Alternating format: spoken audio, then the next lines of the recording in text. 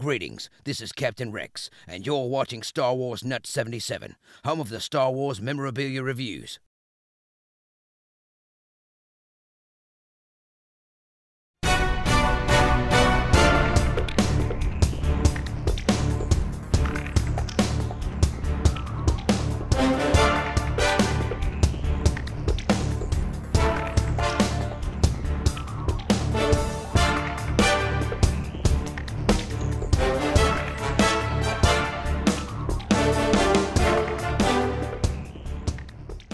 Hey Star Wars fans and gamers, my name is John and welcome to my Star Wars Nut 77 show.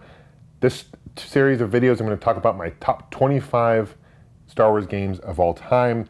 There's certainly a lot of them out there. There's some great ones that didn't even make my list of top 25. So I encourage you guys, when you have time, post comments below. Let me know what are some of your favorite Star Wars games.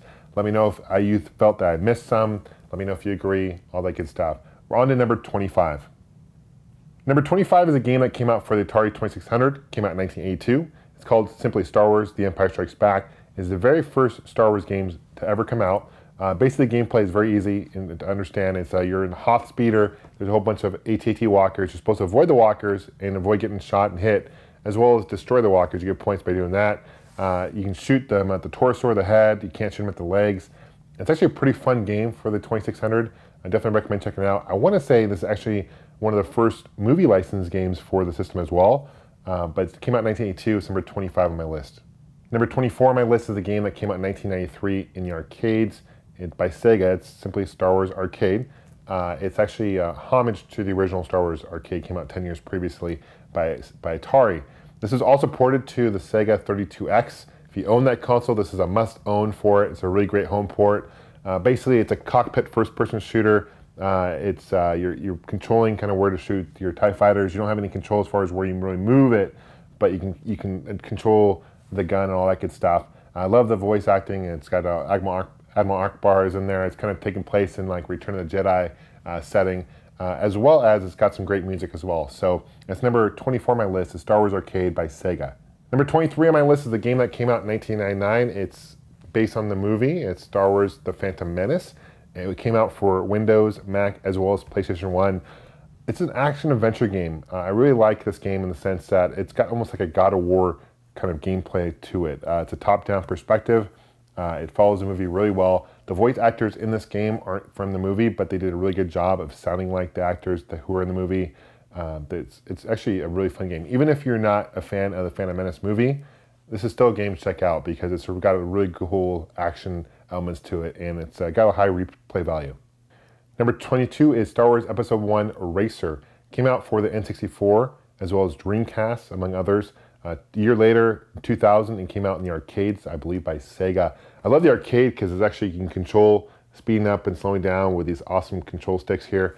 It actually plays really well. It's a racing game. You can change the camera angles. You can play first-person perspective, or you can zoom out and watch third-person perspective. There's upgrades elements in the game as well, where you can upgrade your vehicle. You can choose different vehicles, your character. It's a great fun game to play multiplayer as well at home. Star Wars Racer came out in 1999, a year later in the arcades. Number 21 on my list is Star Wars Episode 1 Pinball by Midway. Came out in 1999. It is part of their Pinball 2000 series of pinball machines. It's one of only two, the other one being Revenge from Mars. This pinball machine is actually unique, and I'm including this because it is a video game. There is a monitor built into it, the reflection, and you actually use the flappers to interact with the monitor. It's pretty cool how it works. I love the layout of this pinball machine. I think it's really cool. There's some action figures that they use as well. I love the design. I love the sound effects. It's a really fun interactive pinball machine. There's a lot of mini games within it as well. You can play and unlock.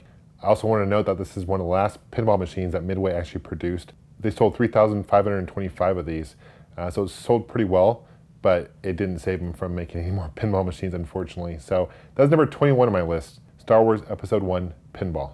Number 20 is a game that came out in 2003. It's Star Wars Galaxies. It's the first MMO that came out for Star Wars, and it was actually supported up until about 2011. It was developed by Sony Online Entertainment. There are 3 expansions that came out for it while it was out. It takes place between A New Hope and Empire Strikes Back. There's different planets you can visit as well. Pretty cool MMO, for sure. Number 19 on my list is a game that came out in 1995. It's Rebel Assault 2, The Hidden Empire. Came out for Mac, PC, as well as PlayStation 1. Actually, it's a pretty fun game. It's a follow-up to sequel to the original Rebel Assault. This time they actually use live actors in it as well. There's vehicles you can use in this game that you weren't able to use in the first one, including the Y-wing and B-wing. There's stages in it as well. It's like a shooting first person, like a third person rather, perspective where you can control. It's all pre-rendered backgrounds and stuff like that, just like the first one. But it's still a lot of fun. Stories is really great, cutscenes are great, and it's cool that they use actors in this one as well. Number 18 is by Sega. It came out in 1998. It's Star Wars Trilogy Arcade. There's 3 different levels, one based on each movie. So you got New Hope, Empire Strikes Back, and Return of the Jedi. It's a rail shooter. And there's different versions of this arcade, models anyway. There's ones where you sit down and control. You have a joystick. There's ones where you actually stand up and you do the joystick. Just like with Rebel Assault 2, there's aspects of it as well. It's like a third-person shooter where you have a character you control where you fire. It's a really challenging game. It's very short, unfortunately, but it's still a great game. I would love to own a cabinet someday. Number 17 on my list is a game that came out in 1987. Came out only for the Famicom in Japan. It's simply called Star Wars. It was actually developed by Namco. Never reached the States or in Europe, unfortunately. To be honest with you, I'm not a huge fan of either the Star Wars or Empire Strikes Back for the Nintendo Entertainment System. I think they're very, very difficult. I think the graphics are cheesy. I'm not a big fan of either of those games, but this one, they did it right. It's a platforming game. It's a side-scrolling platformer. It's based on A New Hope, although there's stages that have parts of Empire Strikes Back and Return of the Jedi in them. There's new enemies. It's certainly one to check out. What's funny about this game as well is on the box and then the cartridge itself, even though it says it's by Namco, it reads Namcot with a T, which is interesting. Number 16 is Super Star Wars. Came out in 1992 for the Super Nintendo and Super Famicom. This is a great game. I really like the use of Mode 7 graphics. There's parts of it where there's a little speeder and you actually collect different hearts and kill the Jawas. There's an X-Wing portion of it as well. There's new monsters in the universe. It's based on A New Hope. You can play as Luke Skywalker, Han Solo, Chewbacca, and stuff like that. It's like a really fun game. Definitely recommend checking it out. There's really cool weapon power-ups in this game as well. We have like a homing weapon where it actually tracks the enemy. There's cool blasters. I love the cutscenes in this game. It's certainly deserving to be on this list, and it's number 16. Number 15 on my list is a game called Rogue Squadron. Came out in 1998 for the N64. This is a great high-paced, high-action shooting game. You use different vehicles. What's interesting about this game also was developed during the time when Episode 1 was in development, and the developers actually had wind and got some information about a new Naboo starfighter that was supposed to be in Episode 1, so they put it as an Easter egg in this game. And there's actually code you can put in the game when you're playing this game, and you can actually unlock and play as a Naboo starfighter, which considering this game came out 6 months before Episode 1, that's pretty cool. It's a really cool Easter egg that they put in there, but it's a super fun game. It makes great use of the expansion pack for the N64, so it has higher resolution graphics than a lot of the other games that came up before it. I certainly want to check out. Number 15 on my list. Number 14 on my list is a game that came out in 1996. It's called Dark Forces. It came out for Mac, DOS, as well as PlayStation 1. It's a first-person game. A lot of people call it Doom clone because first-person shooters weren't necessarily as popular during this time, but Doom and Wolfenstein, games like that, really started making it popular. And this game took first-person shooters kind of to the next level. You can actually look up, you look down, you can actually jump in this game as well, which is actually new to first-person shooters during this time. The main protagonist in this game is KOTOR, and there was actually a sequel called Dark Forces 2 that came out only on PC and Mac. That's worth checking out as well. Number 13 on my list is a game that came out fairly recently in 2011. It's The Old Republic. It's by BioWare. It's an MMO RPG. It actually took a long time to develop. I remember going to PAX, which is a big gaming convention, years before, like 98, and they were talking about this game. And even at that point, 98, they had been spent like 2 years writing the story. It's an immense project. Rumors has it that BioWare actually, it cost them $150 to $200 million to develop this game. It's all voiced over. And just like with Knights of the Old Republic, what you say in the game actually makes a difference and impacts the story later on, which is interesting. So, really great game. Graphics are great. The movie segments of it are amazing. It's only for PC though, and it's just it's a really great game and story. And so definitely check it out. I like the fact that you can also pick your alien and different characters and kind of make them look like you essentially.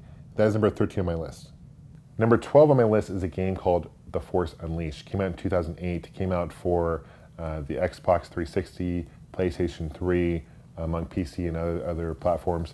It has a whole new engine on it, so basically when you have lightning, it affects the walls, and when you use your lightsaber, there's different subtle things that affects, and it's actually a great storyline. It's taking place between Return of the Sith and A New Hope. Basically you play a Star Killer, his name is Galen Marek, who is played by this actor Sam Witwer, and it's actually a really engaging story. It's a very short game. The second one, The Force Unleashed 2, is even shorter, and I believe Force Unleashed 2 was actually the last game that LucasArts actually developed and published as a Star Wars game, unfortunately. But both are worth checking out, but I definitely recommend the first one. Number 11 on my list is called Rebel Assault. It came out in 1993 for DOS, Mac, as well as PlayStation 1 and 3DO. The PlayStation 1 version isn't as good, unfortunately, but I certainly recommend the 3DO version, superior for sure as far as home port go. Basically, it's one of the earliest games to use FMV, full motion video, as well as it had cutscenes from the movie. It has voiceovers. You play as Rookie 1. It's all pre-rendered back screen, so you basically control your vehicle and kind of where you move, but it's all pre-rendered screen. So it's actually a pretty fun game. Definitely, if you have a 3DO, check it out. If you have a PC, certainly check it out as well. That's number 11 on my list. That completes part 1 of my top 25 Star Wars games of all time. I'll put a link to part 2 here. That's going to be the top 10. I really appreciate you guys following me on Facebook as well as Twitter. I'll put links to those below. Check out my gaming website, Gamester81.com. Thanks guys for your support. May the Force be with you. Take care.